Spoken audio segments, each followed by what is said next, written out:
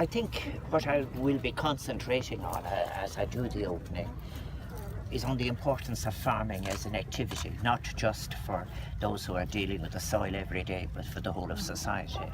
I was very, very moved earlier on when I read David Meredith's very, very fine paper on what's happening in farming in terms of, very particularly, the 34% that he regards as vulnerable.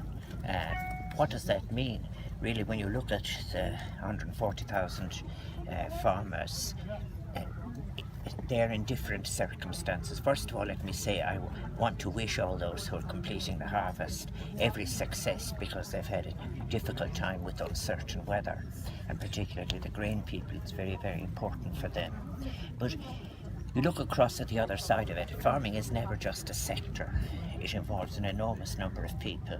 And when we look at the figures, you think that about 1 in 3 have a real problem about succession, for example, about what kind of life will they have. And when you look through it, you'll find that where you have 2 people working, if you have an off-farm opportunity, these people, if you like, are able to sustain a life in farming.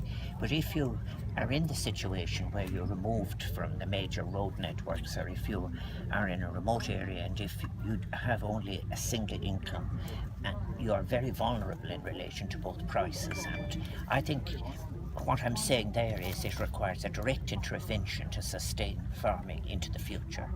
I don't want to get into all of the detail about how dependent we're on the direct payment system, whatever, but all these issues are terribly important as one moves on to discuss the future of CAP, for example. Farming is never just a sector. Now, this year as well, of course, the background is that you have the consequences of the decision in the neighbouring country, which has a major effect on about 36% of the exports from the agricultural sector. I will be saying something about that, but also something else. I'm a great supporter of the transparency and being able to trace food from farm to the table, and that was a great, great success. But I'm equally interested in how we might get transparency on the price structure, about what is being produced at every stage of the food chain, and the need to defend farming incomes as you move on to as you're dealing with the retail sector. Very, very often you see great confusion about this, about what are the real margins. And I think there's quite a good interest now, I think, in trying to even out incomes. What I think, as I'm coming down to it, I think is marvellous to see, the very good sign, is to see all the young people coming. Because coming to the ploughing is much more than just simply about hearing figures about the challenges in relation to the sector. It's about how the people of rural Ireland come together and celebrate not just only what they have inherited, but also all the developments that are taking place. But I'm simply saying farming will not accidentally survive. Farming needs to be protected as a way of life.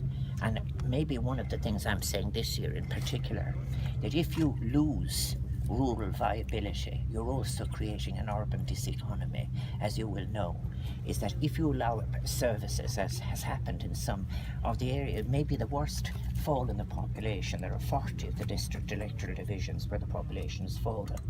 And the situation is most acute where the fall was already happening. But if you lose infrastructure, if you lose banks and post offices and services and so forth, at the same time your population is overcrowding into cities that may not have the best planning.